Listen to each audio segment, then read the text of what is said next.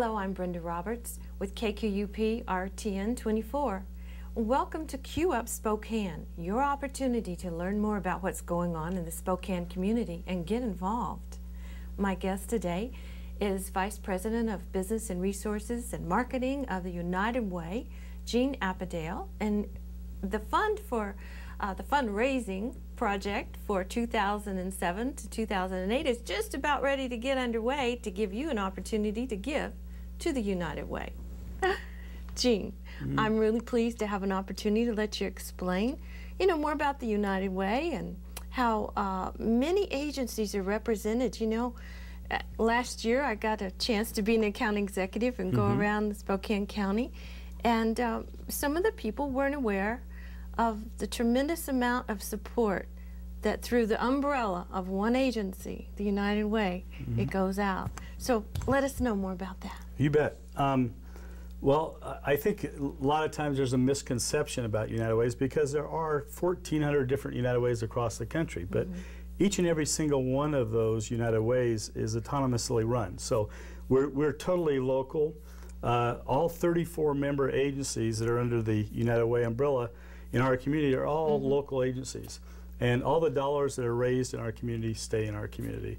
And many of those agencies people are familiar with, and sometimes people know the United Way logo, they see the NFL commercials, etc., and they think that it's a large national organization. And of course, it is a national organization in some regards. There's a United Way of America, but we actually don't answer to them necessarily. We answer to a local board of directors, and who are all volunteers.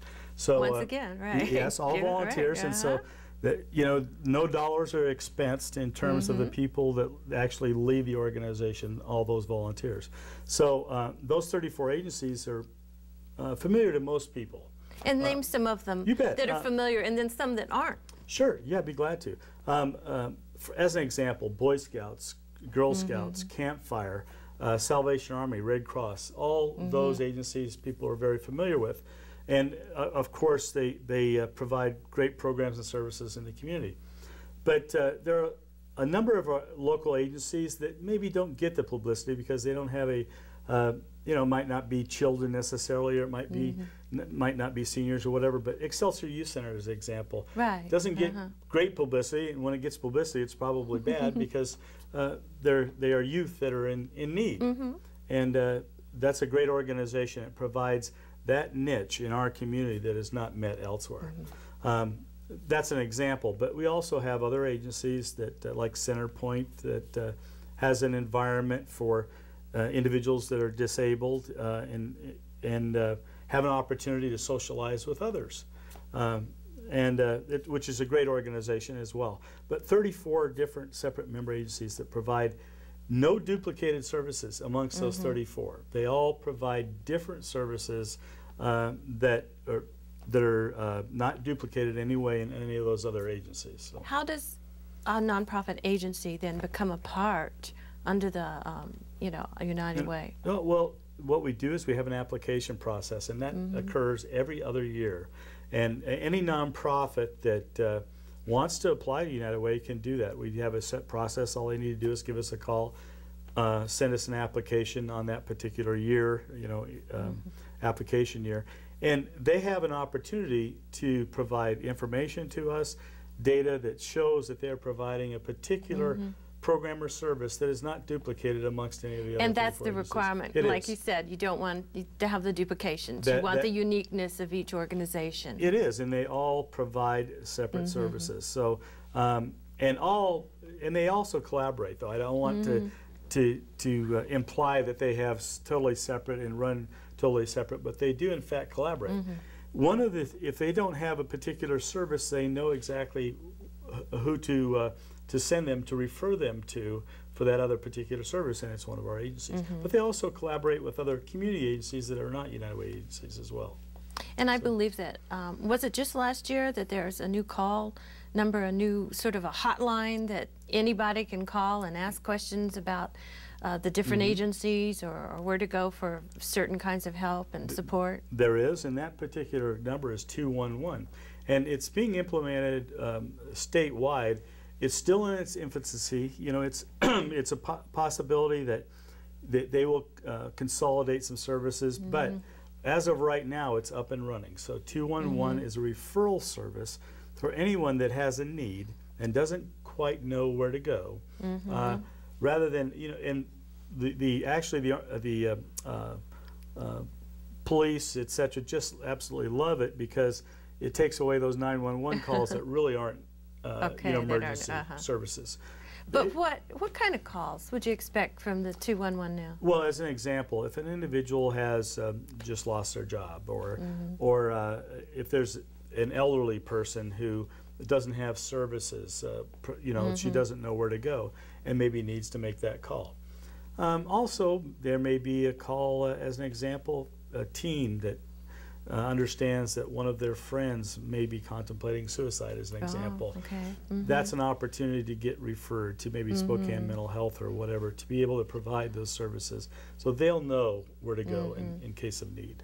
So now, and too, you welcome volunteers, and so do these agencies, don't they? Absolutely, continuously. And we actually have a volunteer director who has we have a database that for any individual that has some time on their hands and they want to volunteer and they don't know exactly you know, what they want to do, what they'd like to do, although they have a particular skill set, they can call our volunteer center or actually go into our volunteer database and be matched up with a nonprofit agency. And it doesn't have to be one of our 34. It can be any of the community agencies. You could even designate if you wanted to work for somebody, right? Absolutely. Sure. And that can be from, I saw landscaping to helping, you know, clean up things, paint, as well as mentoring or driving someone around. Or just spending time with the child. It doesn't make any difference what it is. If you've got a particular time frame that you can say, well, I can do it for 2 hours 3 times a week, as an example, we can match you with that particular need in the community. So it's a great resource. It's an absolute wonderful resource, and we have an individual who's just absolutely dedicated to making sure that happens. So it's a resource to the community that we provide, and actually through the good-heartedness of the people in our community, we're able to provide that service. Now, what's the ages? Because I understand too, some quite young kids can start learning right away how to get involved and how to participate. Absolutely. And it depends, of course, on what that particular volunteer project is. But as an example, in the food bank, you have to be 16 to be able to go out into the warehouse, but yet you can go inside a room where you sort food, as an example, and they take children 12 years old actually to do that. So it all depends on what the particular need is and the volunteers and what time they have. It doesn't make any difference if you're you're retired. No, not 12 to 90 or whatever, anything in between or after, for that matter. It's great. And we really have a need right now in the community for Meals on Wheels, mid-city concerns.